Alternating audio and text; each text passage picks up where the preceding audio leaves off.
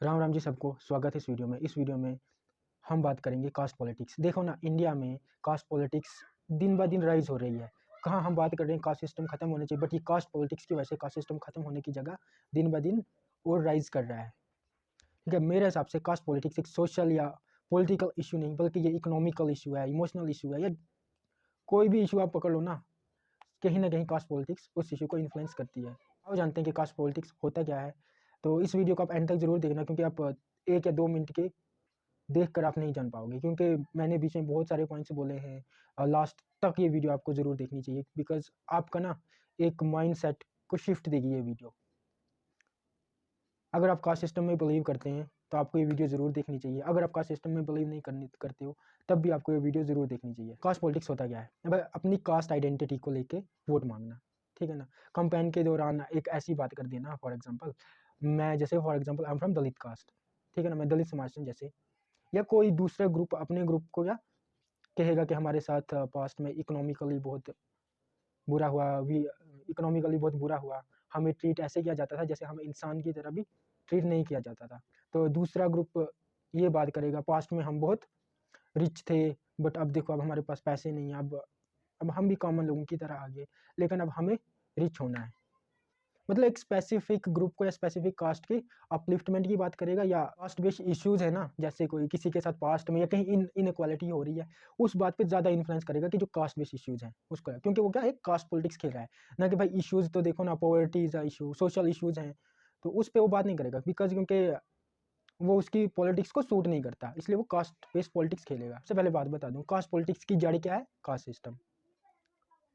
तो ठीक है, चलो जानते हैं कि किस तरह से कास्ट सिस्टम बना है। मतलब मैं एक थ्योरी बताऊंगा, इधर इसके पीछे हजारों थ्योरीज हैं, मैं आपको एक थ्योरी बताना चाहता हूँ।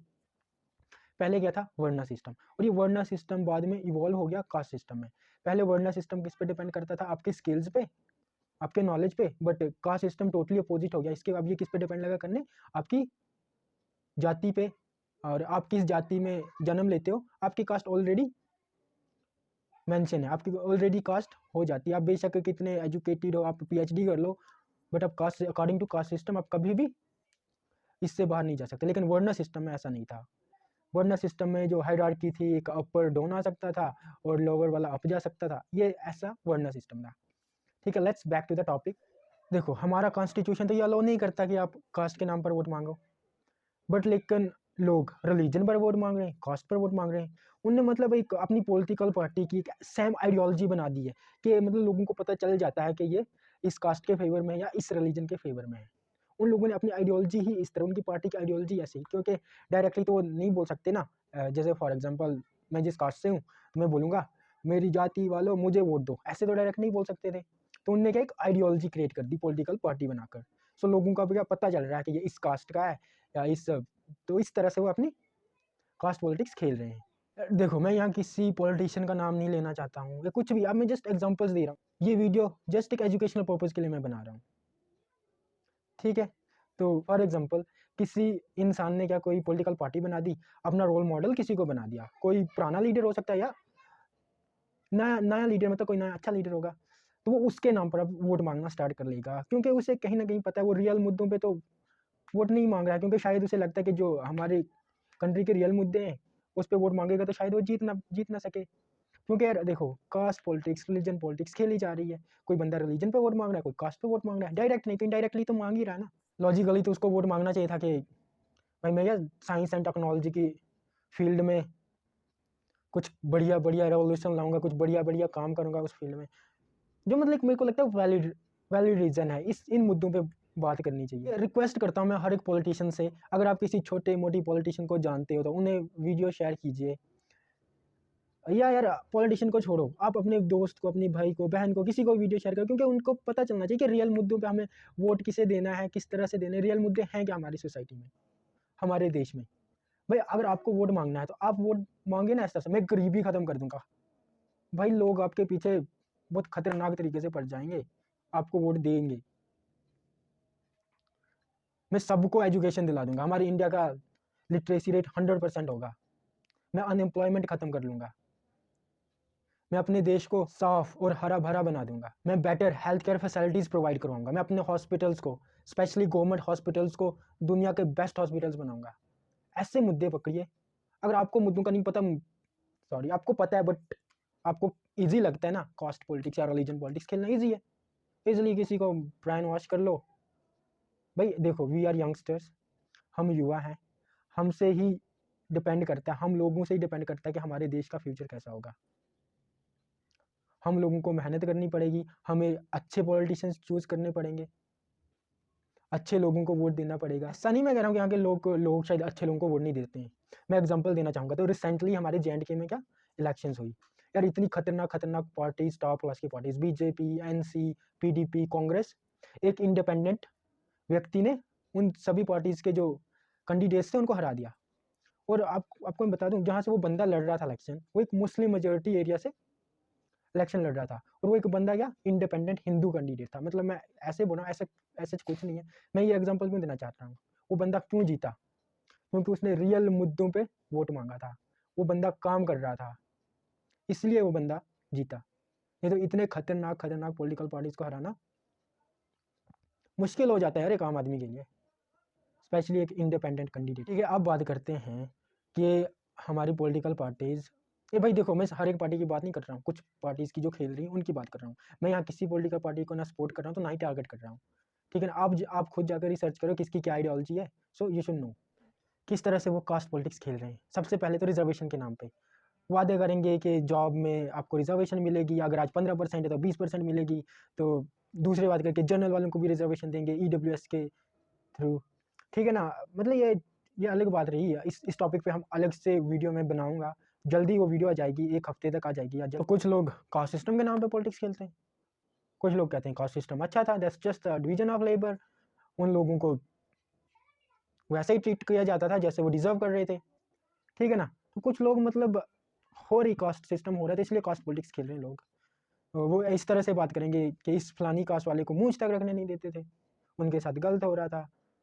कुछ लोग ये कहेंगे कि शिक्षा का अधिकार सिर्फ कुछ ही लोगों को था तो इसलिए ऐसा होता था। और पता किस तरह से कास्ट पॉलिटिक्स खेलेंगे, दूसरा तरीका उन्होंने क्या देखा कि जिस रीजन में जो डोमिनेंट कास्ट का व्यक्ति है उसको वहाँ से इलेक्शन लड़वाएंगे, बेशक एक दूसरा बंदा कितना काबिल होगा उससे, बट उसे नहीं देंगे टिकट। क्यों? क्योंकि उन्हें पता है कि लोगों की भी मेंटालिटी ऐसी है, वो अपनी कास्ट देख के वोट देंगे। भाई हम लोग ऐसे हैं क्या? Just just I am just asking you people, क्या हम लोग ऐसे हैं, हम कास्ट या रिलीजन देख के वोट दे रहे हैं? मैं ये आपसे पूछना चाहता हूँ, क्योंकि भाई मैं जब वोट देता हूँ तो मैं तो सबसे पहले अपने देश की सेफ्टी देख कर वोट देता हूँ। मेरे को दूसरी चीज़ मैं देखता हूँ कौन अनएम्प्लॉयमेंट खत्म करेगा, तीसरी चीज़ मैं देखता हूँ कौन करप्शन खत्म करेगा, चौथी चीज़ मैं देखता हूँ कौन गरीबी खत्म करेगा। और ऐसे मुद्दों पे मैं गौर करता हूँ ज़्यादा। मैं इन मुद्दों को देखता हूँ कौन पॉलिटिकल पार्टी इस मुद्दों को ख़त्म करने की कोशिश कर रही है, या वादे ही सही चलो कुछ ना कुछ कर रही है, तो मैं उस पॉलिटिकल पार्टी को वोट दूंगा। कौन देश को क्लीन एंड ग्रीन करने की बात कर रहा है। सॉरी इन मुद्दों पे आज तक वो काम नहीं कर पाए, या करना नहीं चाहते, या कर रहे हैं मुझे नहीं पता, बट मैं ये चीज़ देख कर वोट देना पसंद करता हूँ। कुछ लोगों का कहना है कि भाई, और सही भी कहना है भाई, जब तक कास्ट सिस्टम रहेगा तब तक कास्ट पॉलिटिक्स खेलेंगे, तब तक रिजर्वेशन पॉलिटिक्स खेलते रहेंगे। अगर ऐसी कोई वीडियो होगी ना उसके कमेंट चेक कर लेना, लोग कैसे कैसे बात करते हैं, तो वहाँ पे मतलब अपनी मेंटालिटी रियल दिखाते हैं कि जस्ट प्रिटेंड करते हैं, आई डोंट नो, ऐसे बात करते हैं। भाई रिजर्वेशन मिलता रहेगा तब तक कास्ट सिस्टम नहीं खत्म होगा, आपको एक ही चीज़ मिलेगी, आपको रिजर्वेशन को नो कहना होगा, फिर बाद में कास्ट सिस्टम खत्म होगा। और दूसरी तरफ से लोग ये बात करते हैं, पहले कास्ट सिस्टम खत्म कर दो फिर रिजर्वेशन नहीं चाहिए। भाई ऐसी पॉलिटिक्स चलती रहेगी, और अगर ऐसे मुद्दों पे पॉलिटिक्स होती रही तो भाई कास्ट पर ही लोग फिर वोट देंगे, कास्ट पॉलिटिक्स खेलते रहेंगे, ठीक है। और ऐसे मुद्दों पे हम लोग वोट देते रहे तो फिर तो हम भाई विश्व गुरु बहुत जल्दी बन जाएंगे। और ऐसे मुद्दों पे लोग पॉलिटिक्स खेलते रहे तो फिर बहुत जल्दी बन जाएंगे। आपको क्या लगता है हमारे पॉलिटिशियंस को पता नहीं कि रियल मुद्दे क्या हैं देश में? हर पॉलिटिशियन को पता है, हमें पता है, पर लेकिन उनको पता है कि रियल मुद्दों पर शायद लोग वोट नहीं देंगे, या रियल मुद्दों को हम सॉल्व नहीं कर पाएंगे, इसलिए वो कास्ट पॉलिटिक्स खेल रहे हैं। भाई आपको वोट मांगने तो मांगो ना यार, आपको मैंने 100 बार बोला, करप्शन खत्म करने पर वोट मांगो, गरीबी खत्म करने पर वोट मांगो, हमारे रिवर्स को साफ करने पर वोट मांगो, हमें साइंस एंड टेक्नोलॉजी में नंबर 1 बनाने पर वोट मांगो। यार ये वाले मुद्दे होने चाहिए। अनएम्प्लॉयमेंट खत्म करने पर वोट मांगो। और जो ये कास्ट सिस्टम और कास्ट पॉलिटिक्स है ना, भाई ज़्यादा टाइम नहीं लगेगा, 15 मिनट में सॉल्व होती है ये प्रॉब्लम। हाँ मैं बोल रहा हूँ, मैं जानता हूँ मैं बहुत बड़ी बात कह रहा हूँ, बट मेरे को नहीं लगता 15 मिनट से ज़्यादा लगेंगे इस प्रॉब्लम को सॉल्व होते। 15 मिनट छोड़ो, 1 साल में तो हो ही जाएगी। जो असली प्रॉब्लम्स हैं देश की वो तो सॉल्व नहीं हो रही पॉलिटिशियन से, इसलिए वो क्या कास्ट एंड रिलीजियस पॉलिटिक्स खेल रहे हैं। फॉर एग्जांपल मैं एग्जांपल देना चाहूँगा, again I am not targeting any political party, मैं जस्ट एग्जांपल्स दे रहा हूँ। जैसे कोई भी रैंडमली, मैं किसी नेता का नाम नहीं लेना चाहूँगा, जैसे कोई कोई बंदा कहेगा बटेंगे तो कटेंगे, भाई कौन बट रहा है तो कौन काट रहा है, मेरे को ये बात समझ नहीं आ रही है। ठीक है, दूसरा बंदा क्या कह रहा है, बस 15 मिनट पुलिस हटा दो कि जो भाई रेस्ट ऑफ द जो मेजोरिटी है देश की पॉपुलेशन में, जो रिलीजन मेजोरिटी में, उसे ख़त्म कर देंगे। भाई ये लिटरली स्टेटमेंट्स हैं, अगर आपको यकीन नहीं ना, मैं यहाँ बोलूँगा नहीं, मैं लिंक्स डाल दूंगा। और एक बंदा तो यार उसका तो अलग ही दुनिया में, वो पता क्या कह रहा है कि भाई जो ये मतलब किसी धर्म को बोल रहा है कि इस धर्म को क्या एरिडिकेट कर देना चाहिए, मतलब ख़त्म कर देना चाहिए, ये धर्म होना ही नहीं चाहिए। वो तो इस धर्म को किसी बीमारी के साथ जोड़ रहा है।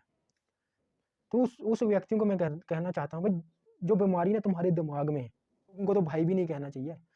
तुमसे, तू सुन रहा है तो सुन, तुझसे आज तक गरीबी तो खत्म नहीं हुई, उसको खत्म करके दिखा, अनएम्प्लॉयमेंट को खत्म करके दिखा, करप्शन को खत्म करके दिखा, तू जहाँ रहता है उस जगह को, अपने देश को, अपनी स्टेट को क्लीन करके दिखा, तो तुम करोगे किसी रिलीजन को खत्म। वाह भाई, तुम्हारी क्या औकात है खत्म करने की। सॉरी भाई, मैं पर्सनल हो गया, मैं थोड़ा यार क्या करूँ यार, I love my religion and I respect others religion also. Sorry, मैं ना सॉरी उन लोगों के लिए फील करता हूँ जो रियल मुद्दों पे, जो रियल प्रॉब्लम्स पे वोट देते हैं, बट इन द एंड उनका वोट हार जाता है। सॉरी, आप हारे नहीं हो भाई, आप ही तो जीते हो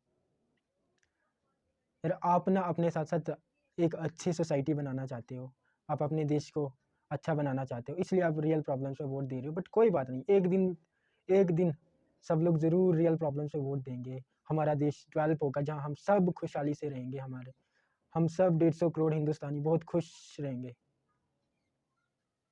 प्यार मोहब्बत अमन से रहेंगे, वो दिन ज़रूर आएगा। और हाँ, मैं जानता हूँ इस वीडियो पे कुछ लोगों का मन ना गाली देने का करेगा, और कुछ लोगों को ये वीडियो बहुत पसंद आई होगी। जिसको पसंद आई है वो लाइक करो, शेयर करो। जिसको गाली देने का मन, कमेंट सेक्शन पड़ा है, अपनी भड़ास निकाल दो, मुझे देना है, जिसको भड़ास निकाल सकते हो। अच्छा, डोंट वरी, मैं कास्ट पॉलिटिक्स के अगेंस्ट हूँ, रिलीजियस पॉलिटिक्स के अगेंस्ट हूँ। अब अभी हम बात करते हैं किस तरह से हम कास्ट पॉलिटिक्स को ख़त्म कर सकते हैं मेरे हिसाब से। तो और आप भी कमेंट में ज़रूर बताना कि किस तरह से हम लोगों को कास्ट पॉलिटिक्स ख़त्म करनी चाहिए, इस तरह से हम इंडिया से कास्ट सिस्टम को ही या तो ख़त्म कर सकते हैं। ज़रूर बताइएगा कमेंट सेक्शन में। मेरे हिसाब से सबसे पहले डोंट फॉलो कास्ट सिस्टम। एक बात ये रहूँगा भाई, एजुकेट और अवेयरनेस फैलाओ लोगों में। तो सिंपली लोग कास्ट सिस्टम, जब कास्ट सिस्टम नहीं होगा तो कास्ट पॉलिटिक्स कैसे खेलेंगे। सबसे पहले कास्ट को ख़त्म कर लो, सिंपल इलाज है, कास्ट सिस्टम को ख़त्म कर लो, ये सारी जो ये कास्ट पॉलिटिक्स की बीमारी ये ख़त्म हो जाएगी। और क्योंकि इन द एंड तो भाई हम जानते हैं हम सब इक्वल हैं, सबको इक्वली ट्रीट कीजिए, समाज में तालमेल से रहिए। दैट्स इट यार। अब इस वीडियो को ज़्यादा लंबा नहीं खींचना चाहूँगा। अगर आपने यहाँ तक वीडियो देखी तो कमेंट में ज़रूर बताना आपको कैसी लगी ये वीडियो, और आपके क्या सजेशन है, आपकी क्या राय है, ज़रूर से ज़रूर शेयर कीजिए कमेंट्स में। बस इस वीडियो में इतना ही। अपना ध्यान रखिए। जय हिंद, वंदे मातरम।